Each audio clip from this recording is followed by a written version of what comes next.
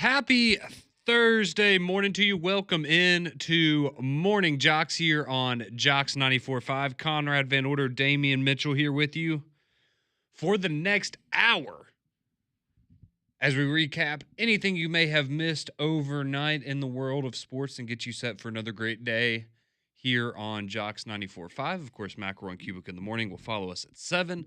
Then we'll have three-man front from 10 to 2. Paul Feinbaum from 2 until 6, and then you will have your Atlanta Braves on after that, which I know is still a sore spot for a lot of you. But we do need to start off the show, I think, Damian, with an apology. And the reason that we're going to apologize is because we've been getting a number of people reaching out and sharing with us that the Mount Rushmore conversation appears to have taken over the I guess just the sports media world. And again, I'm just sorry that our discussions have now led to so many other platforms and so many other media members doing their own version of the Mount Rushmore conversation. And now it feels like it has snowballed into a never-ending cycle of Mount Rushmores popping up left and right. So I think we should apologize, Damian. We've had some people going, what's going on? Why is everybody jumping on the Mount Rushmore conversation? And I know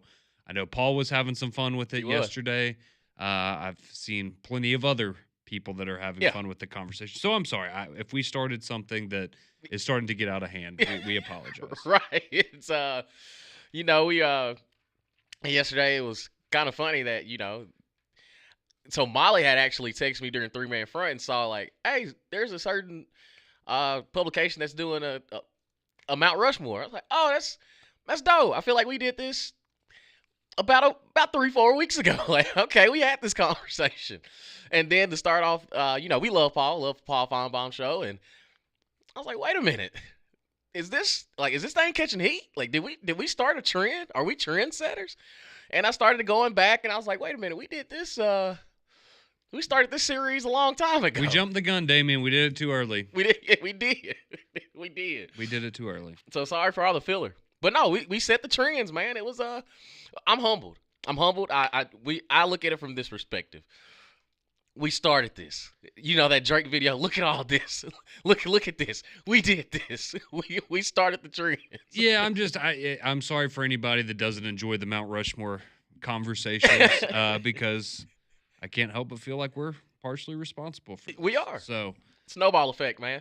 Yeah. So I do appreciate all of you that have reached out over the last couple of days, though, and said, "Hey, y'all notice that a lot of other places are picking up on these conversations? But hey, they're great conversations. They're fun. That's why we've had them here on Morning Jox, and that's why other people will continue to have them because it's talking season and it's fun to just kind of start a conversation and get a bunch of different people's perspectives on that. So we had a lot of fun doing our Mount Rushmore series. I hope y'all had a good time participating in it, and we'll let you know what the next trend's going to be when we decide what that is and we come up with it. But the thing is, it's the people. Are people going to make it the marathon that we did? Because we did it for each SEC school. I was about to say, I don't know if they're as dedicated as we were. Yeah, they're not committed to the grind for real. They just wanted the hot topics. They know, oh yeah, this team right here is going to this could control the day. But no, we dug deep. We were giving you Vandy. I was going to say, let me know when you do your Missouri Mount Rushmore. Right. You know how deep in the trenches you got to be? You know how much tape I had to pound to go back and was like, wait a minute. He played at Missouri. He played at Vanderbilt. He played at Kentucky. Okay. And hey, like I said, we were ahead of the times.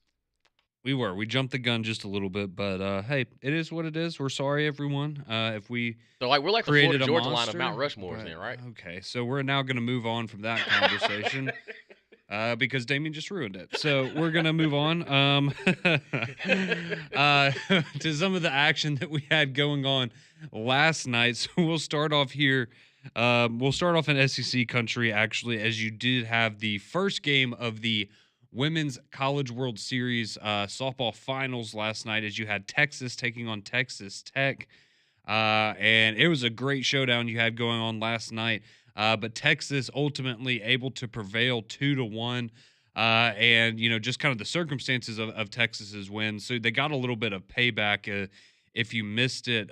So there was a call early on in the game where there was the Texas second baseman was called for interference, essentially, for tagging a runner out at second base because she had something with, I guess, her foot was in line with the front of the bag, and so that qualifies as interference and being in the way of the runner. So you had a weird situation earlier where Texas got hosed on a call. They were not very happy about it. And so then you get to the sixth inning, and Texas Tech is up 1-0. And Texas has some runners on, and they have runners on second and third. First is open. Texas Tech is going to intentionally walk the Texas batter because I forget the young lady's name, but she's the best hitter on Texas's team. And so Texas Tech is going to walk her. It gets to a 3-0 count, and the pitcher just kind of lobs one up there thinking, they're not going to swing. She's just taking the intentional walk. And she turned on that thing. And credit to the Texas player for being heads up and realizing, that's not an intentional walk. That's just a meatball hanging up there. And so she rips a single into left field, drives in 2 runs. And so Texas wins 2-1 on an RBI single that was supposed to be the 4th ball of an intentional walk. And that's the thing, too. And I was sitting there watching it. I was like, and the commentator, she made a great point. She's like, all she knows is how to throw strikes. Yep. And I was thinking, okay, in baseball, you throw it into the other batter's box. Like, you make sure very obvious. Yeah. Yeah, you make it obvious. Don't even get it close to the plate. And then like the last one, it was, I don't think that's the location you want to put that thing. And then she turned on it, hit it out the left field. And I mean, the intensity that we see, especially with softball and baseball here in the College World Series and with regionals and everything, like it's exciting. Like the energy is always there, and it's 2 teams that have history with each other. They both were in the Big 12 a couple years ago, but just to see the highs and lows of emotions during that game, like that one inning changed everything, and that one at bat changed the game and got the Texas win. But all in all, man, like you said, it's to be down up 3-0 and still have the mindset of, if she serves me up one, I am tattooing it. And that's exactly what happened. Yep. So Reese Atwood, she was the hero there for Texas, getting that big RBI single again to make it 2-1 Texas, and they take a 1-0 series lead there in Oklahoma City against Texas Tech. And so that game 2 of that will be going on later today. That's 7:00 on ESPN. So if Texas wins tonight, they will be your national champions in softball. If Texas Tech wins tonight, you're going to get that ultimate game 3 on Friday, winner take all scenario there. So we'll see if Texas can bring home another championship for the SEC this season. So that's some good news for the SEC. Now some bad news for people around these parts probably is the Braves. And if you had to suffer through watching the Braves again last night, I know a lot of people. I know Landrum. I don't know if I've ever seen Landrum this down bad about the Braves in the 4 or 5 years that I've gotten to know him, and it's been a rough skid. There's no doubt about it, and that kind of continued last night as you had multiple opportunities if you're Atlanta to pull out the win last night, just can't ultimately get it done. But the Diamondbacks take game 2 of the series 2-1 last night.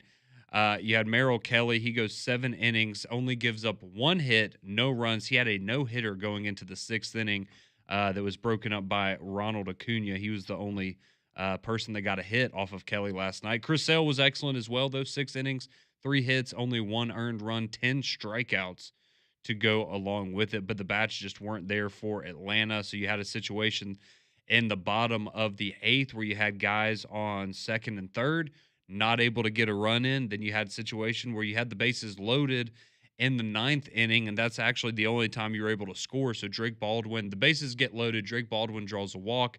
That makes it 2-1. Michael Harris up at the plate, and he ultimately strikes out to end the game there for Atlanta. So they had multiple opportunities late, but the bats continuing to be cold for Atlanta. And that's all she wrote. So another series loss there for the Atlanta Braves. Try to salvage something here in the final game of the series. But it's going to be an early one. 11:15 is your first pitch today for Atlanta as they host the Diamondbacks. And, yeah, I know a lot of you probably just good riddance. Thank God I don't have to spend my nighttime watching the Atlanta Braves. I can go and, I don't know, watch something on Netflix. Do something that'll make you happy, right? Do something that'll bring joy to you, because I know the Braves are a tough watch right now. But 11:15, you can hear it here on the Jox family of networks. You can watch it on MLB Network as they take on the Diamondbacks. Atlanta now 27-33, 11 games back in the division. Hey, it's a marathon, not a sprint. It's early. Yep. You just keep telling the Braves fans that, Damian. Trying. Yeah. As a Cincinnati Reds fan, it's right there with you. Maybe not as far, but we're right there with you. We're figuring this thing out. It's early. Nothing really happens until the All-Star break anyway. That's the real push. Yeah, you still got a little bit of time. We've seen teams have, not good first halves of the season. I mean, we remember the Nationals a handful of years ago, and the run that they went on. I know the Braves have, been able to salvage their seasons after getting off to slow starts here recently as well. So we'll see what holds forward for the Braves, but they will finish their series against the Diamondbacks here later this morning. Quickly, you did have the big news, though, in Major League Baseball yesterday, because the Colorado Rockies took down the Miami Marlins. And I know it's, they won a game. Actually, they've won 3 games in a row now. So the Colorado Rockies get their first series win of the season. They get their first sweep, their first 3-game winning streak, Damian, since May of last year. Let's go. So over a year since last time the Rockies were able to pull off a sweep. They do that yesterday against the Miami Marlins. So that's certainly not a great sign if you're a Marlins fan either. Congratulations, because the Rockies now have as many wins in the last 3 days as they did in essentially the entire month of May. So things getting off to a better start now. And I like how their social media team on Twitter, they're like, they're saying Colorado Rockies win since June 2nd, 3, and then Scotty Scheffler's 0. It's like, yeah, we know how to, we can read the room. We can read the room. Yeah. So, so cool moment yesterday for the Rockies. They get a sweep. They're still on pace to be the second worst baseball team of all time. But hey, for at least 3 days, we were talking about it on 3-Man Front yesterday. If I'm the Rocky, I'm celebrating like I just won the World Series last night. Straight up. Like, that might be the high point of the entire season. Yes. It really might be. You got to find the joy somewhere. Yes. So find a way to enjoy it. But yeah, congratulations to the Rockies. A big moment there yesterday as they get the sweep of the Miami Marlins there in the National League East as well. So that gets you up to date, everything you missed last night as far as College World Series goes, Major League Baseball. We do, of course, have Super Regionals coming up on the men's side of the College World Series bracket this weekend, so getting excited for that. Auburn are going to be hosting Coastal Carolina down there on the Plains this weekend. So we'll get a little bit more into that tomorrow, but do want to, on the other side, pivot more into the college football discussion. So we had some things yesterday that I'd wanted to get to that we didn't have time because we ended up having such a great conversation with you guys about the losses for Alabama and Auburn and which loss you kind of want to see them avenge the most last year. So I do want to take a look at some Heisman odds for the upcoming season. I think it's interesting, some of the names that are at the top of the list and some of the names that we are just kind of assuming are going to be superstars this year. So get some of y'all's thoughts on that. We also have a topic I want to get to a little bit later in the show. Is Damian is, as you know, a resident wide receiver expert from his playing days there at Birmingham Southern. And so I wanted to get his take on who has the best wide receiver rooms around the SEC. We know Auburn and Alabama, both very talented at that position. You've got, a lot of love being shown for teams like LSU and Ole Miss and Georgia and some of the other programs here in the SEC. So we'll get Damian, the wide receiver expert. We'll get his thoughts on who the best wide receiver rooms are in the SEC, as well as some other odds and ends from the college football world. So we'll take a quick break, come back on the other side. You're listening to Morning Jox here on Jox 94.5.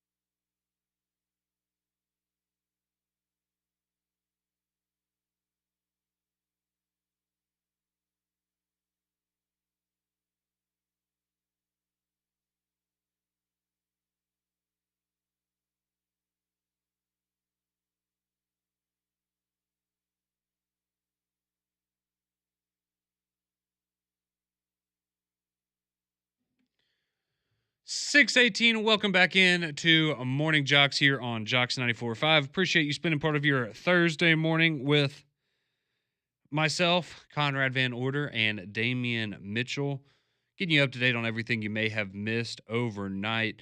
We did quickly. You have the Stanley Cup final going on right now. So last night you had game one of that series as the Oilers take down the Panthers 4-3 in overtime. They take game one of the Stanley Cup finals there. So we will see if Connor McDavid can finally lift up that trophy there for the Edmonton, as I like to call them, Oilers. I know it's Edmonton. But so, yeah, Stanley Cup final going on there last night. And then tonight, I know so many of you, I know everybody is chomping at the bit for this. Y'all are so excited. You can't stand it anymore. But it's finally here. The wait is over.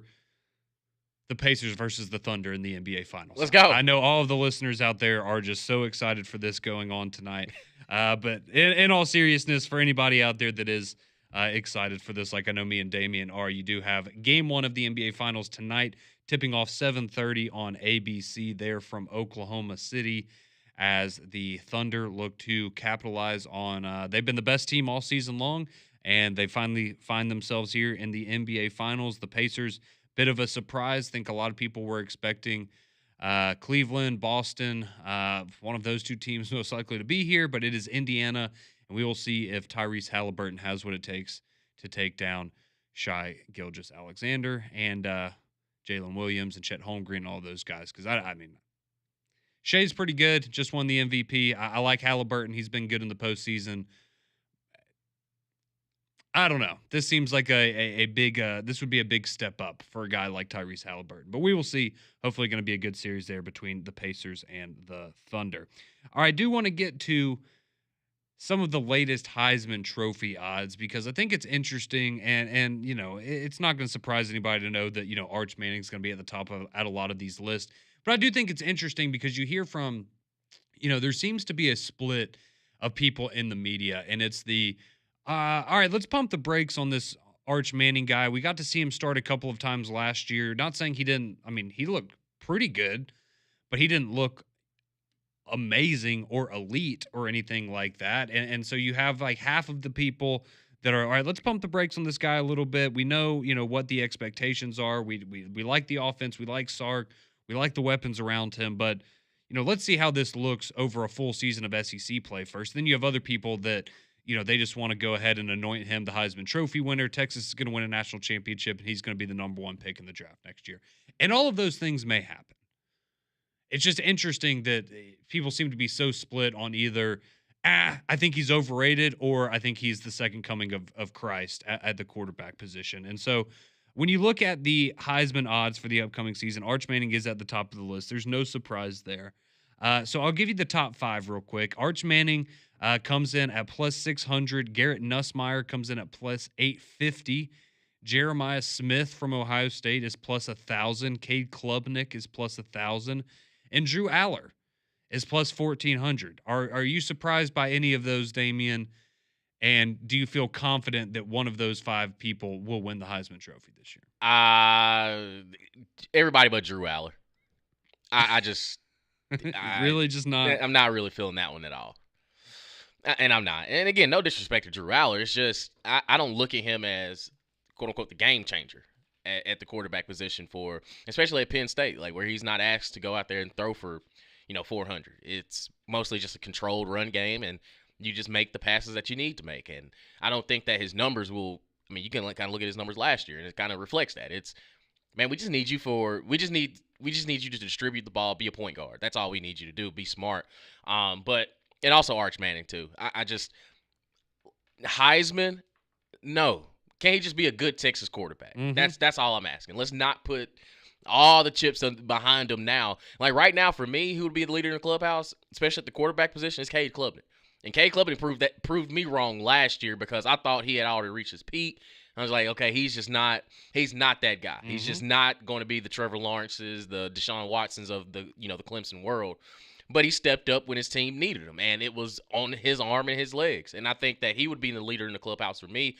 And Jeremiah Smith, it's just and again, he's kind of the anomaly because of the fact that, one, he's physically gifted at 18, and it's like, okay, he is going to be a problem. Mm-hmm. The biggest question mark for him is he doesn't have control of how he gets the ball because the quarterback has to put it on him at some point. And who is going to be the Ohio State quarterback? Maybe Julian saying, I ain't never seen him play, but you almost got to force feed it to him. And it's similar to Devontae Smith where he had to play, he had he had to be on the punt return team too. Mm-hmm. He took that to the crib, and you kind of just knew, all right, yeah, he's a little bit different than everybody else. So the guys that are in the top, you can give me a strong argument with Cade Klubnik and Jeremiah Smith. Maybe. What about Nussmeier?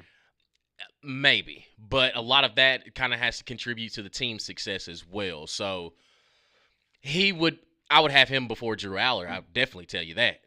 Yeah, and I guess we've seen LSU. You can go 9-3 and have a Heisman winner, right? So that's you don't have to make the playoff necessarily if you're Nussmeier. Now, granted, I think you would probably take the playoff over the Heisman, but I'm with you though. I think Cade Klubnik right now would probably be the leader for me, and part of it too is you have to factor in the fact he plays in the ACC, so he's not going to play against the toughest competition every single week, and that's going to allow him to put up better numbers, and we saw that last year with what Clemson did to some of the teams there in the ACC. So I do think it's interesting, though, so I'll continue to go down this list here, but it seems to be, and I think we all agree there's a lot of question marks at the quarterback position in the SEC because there's just a lot of guys that we think are going to be really good, but we're not totally 100% sure exactly what we're going to get with them. But I've seen kind of a narrative, it seems, that started to form a little bit with some of the other media members, and maybe it's just people that are tired of the SEC at this point. But, there's a quarterback problem in the SEC. The quarterback play is just not as good as it has been in the past. And maybe it'll turn out to not be this year. But I'm looking at, I guess this is the top 20. This looks like top 20 names for the Heisman Trophy. 8 of them are SEC quarterbacks. So half of the conference's quarterbacks are in the top 20 of Heisman odds for the upcoming season. And that doesn't even include Ty Simpson or Jackson Arnold, who are two guys that I think we both understand if everything works out for them, they might be in that conversation. You never know. So I just thought that was kind of an interesting, though. But okay, getting past the top 5. So after that, you do have Lenora Sellers. You have 3 or 4 guys actually tied all at plus 1,800. So you've got Lenora Sellers, DJ Lagway, Julian Sayin, and Dante Moore. So I think we can all look at that. First off, the Dante Moore thing, let's hold on. I get it's Oregon, right? But this is also a kid that's kind of had an opportunity now to do stuff, and he hasn't. And we're going to throw him in the Heisman conversation. Yeah. So he's the one that I guess has stood out to me this whole offseason of people just kind of assuming, oh, he's the next Oregon quarterback. He was a 5-star kid coming out of high school. He's going to be really good. It's like, you do realize we've seen him play in college, right? Like we've seen it and it wasn't very good. So that's going to be, that's kind of an interesting one there. But Lenore Sellers and DJ Lagway, Julian Sayin up there, and kind of like you were talking about with Jeremiah Smith, I just think if Jeremiah Smith's in position to win the Heisman, it's probably because Julian Sayin is also in position to win the Heisman.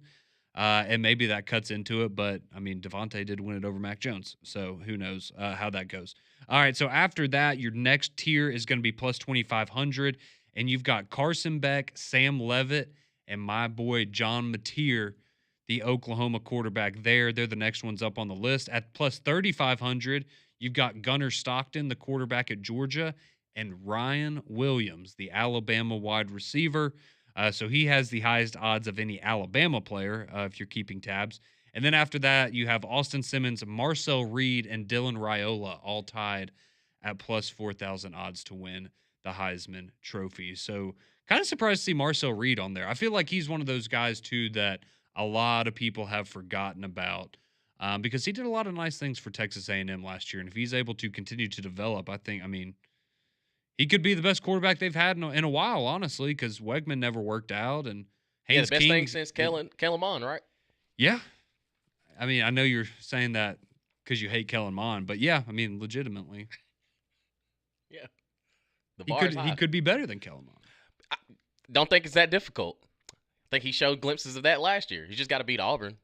But, yeah, and Marcel Reed, to me, if there is a question mark around a team and a quarterback, it's Marcel Reed for me because I think he caught a lot of people by surprise, especially early on. Like I think that Florida matchup when he came in, it was okay. Like we did not expect this, but then against stiffer competition like the Texases of the world, and granted even Auburn, it was okay. His how limited is he? Because they don't.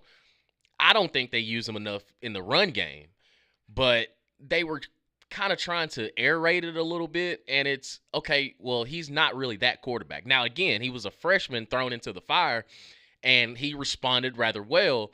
Okay, and it's how can he truly develop now when he is the guy? It's very similar to Arch Manning. It's I haven't seen enough, but I can see why you would have confidence. But he doesn't strike me as the DJ Lagway or the Lenore Sellers where his play is going to dictate how this thing goes.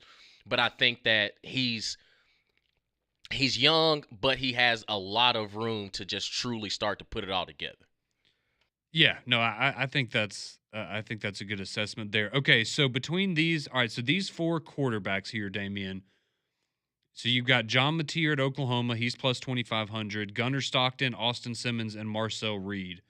So those four SEC quarterbacks, those are, I guess, you're in the darker horse category. Out of those four guys, if you had to bank on one to be in the Heisman conversation at the end of the year, who would it be?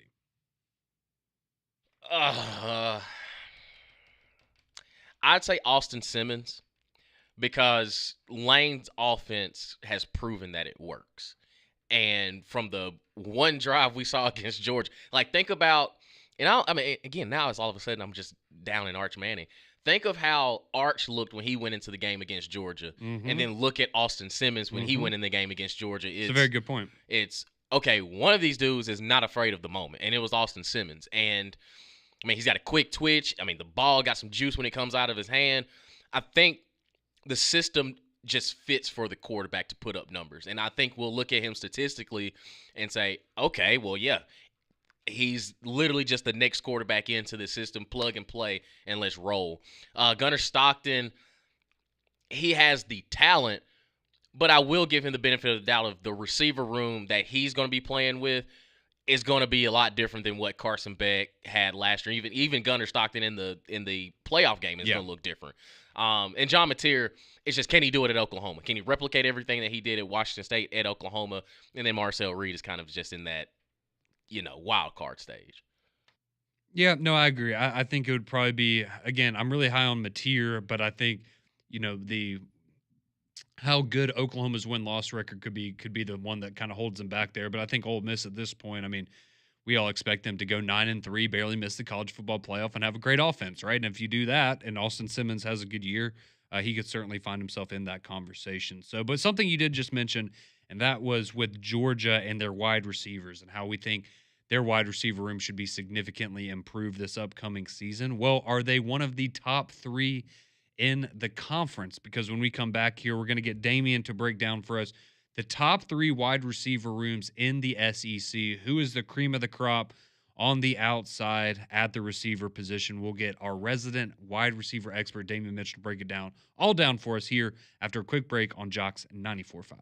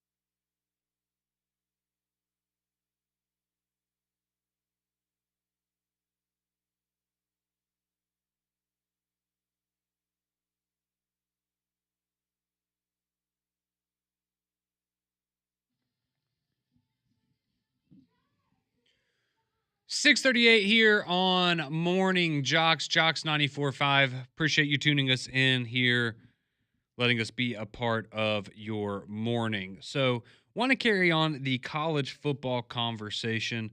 So we were just going through some of the Heisman odds for the upcoming season and where we expect some of those to go, what we do agree with, what we don't agree with, and we found out that Damian is not particularly high on Arch Manning because he continued to bring him up and slam him when talking about all the other candidates. It was all out of love, though. It was all out of love and just strictly ball. Mm-hmm. Strictly ball. Nothing personal. Nothing personal. No, he's not his Uncle Eli. No, he's more Peyton, right? Yeah. Yeah, he's more Peyton. More Peyton and Archie than maybe a sprinkle of Eli in there. But I did, so carrying on with that, something that I definitely want to get Damian's thoughts on because, again, if you are unfamiliar, Damian is our resident wide receiver expert. He knows the position like the back of his hand, played it for pretty much the majority of your life. And so one thing that I wanted to get Damian's breakdown of was the wide receiver rooms in the SEC. And we were talking about some of these quarterbacks and the weapons they're going to have around them. One team that we brought up was Georgia. And last year they had the most drops of any team in the country. And so this year, expecting that wide receiver group to look a lot better. We know Auburn has done an excellent job both through recruiting and the portal of bolstering their wide receiver core. Alabama looks like they're going to have more depth at that position than they had in a number of years now. LSU, always a factor at wide receiver as well, and a number of other schools with a lot of talent to go around, Damian. So that is why I ask you, who are the top 3 wide receiver rooms in the SEC right now? I'll start at number 3, and it's close between Georgia and LSU, but I go with the LSU Tigers for right now because I look at, and to start off with Georgia, the pieces that they have, I think they work. Mm-hmm. It's just I don't know about Gunnar Stockton. And it's very similar. And again, no disrespect to Peyton Thorne, which we did for 2 years. But that's kind of the situation I kind of find him in. It's you have a lot of talent around you. Can you get it done as the quarterback? Can you distribute it to him? And I think that Oscar he's not Brock Bowers, but he's probably the closest thing that you have to Brock Bowers. That's probably going to take a few catches away. But I do think with the additions of Noah Thomas, Zachariah Branch, they are going to be dominant. I look at LSU's roster, and I look at what they did last year as far as we are going to throw this thing until we cannot anymore. And I think returning Aaron Anderson, I think the branch guy that they have as well, Chris Hinton, and the addition to Berrien Brown really opens up the room. I think the speed of Berrien Brown, and he was never a great fit at Kentucky. It just they wanted to be a power run team, and they kind of just wasted the receivers away. And not to say that they didn't have their issues in the room as well, him and Dane Key. It just they never really blossomed to what they needed to be. But I think the opportunities that he's going to have in LSU with Garrett Nussmeier, having consistency at the quarterback position, is going to benefit them greatly. Number 2, I have the Alabama Crimson Tide. I think, of course, the alpha dog that you have in that room is Ryan Williams. And now the biggest thing for Ryan is can he be a great receiver and not necessarily worry about the flash, but now it's, okay, how polished are you as a route runner? How are you going to be open? Because now defenses know, big dog, we got to stop too. Mm-hmm. We got to stop too. But I think the addition of Isaiah Horton is going to be beneficial, and also Jeremy Bernard staying for another year, I think adds just that veteran presence. And hey, I've been with DeBoer the whole time. This is what we need to do. He can be the OG of the room. He can truly be the OG because there were moments in games like you go to South Carolina, when Ryan Williams only had 2 catches the entire game, Jeremy Bernard ended up being the go-to guy for Jalen Milroe last year. Mm-hmm. And I think to take the pressure off of Ty Simpson, Keelan Russell, Austin Mack, whoever is at quarterback, they're going to have weapons around them. And I think those 3 guys, like I don't look at Jeremy Bernard as a number 1 guy, but he's the epitome of a number 2. Like he is, you put it somewhere around him. He may not be able to get over the top as fast as Ryan Williams does, but he's going to be the guy that you looking for a 3rd and 7. He's going to get those 8 yards and make sure we keep the chains moving. I think his ability and his understanding of the position makes him just the leader that they need. And Isaiah Horton, he's the He's the X factor. He's going to be that guy that gets over the top at times, and just the position of where they can be on the field at the same time adds more value to the Alabama Crimson Tide. And number one, I have the Auburn Tigers. I think you can go on potential. You can go on, they haven't had the benefit of having a great quarterback consistently play for them. And Cam Coleman, does he take the next step?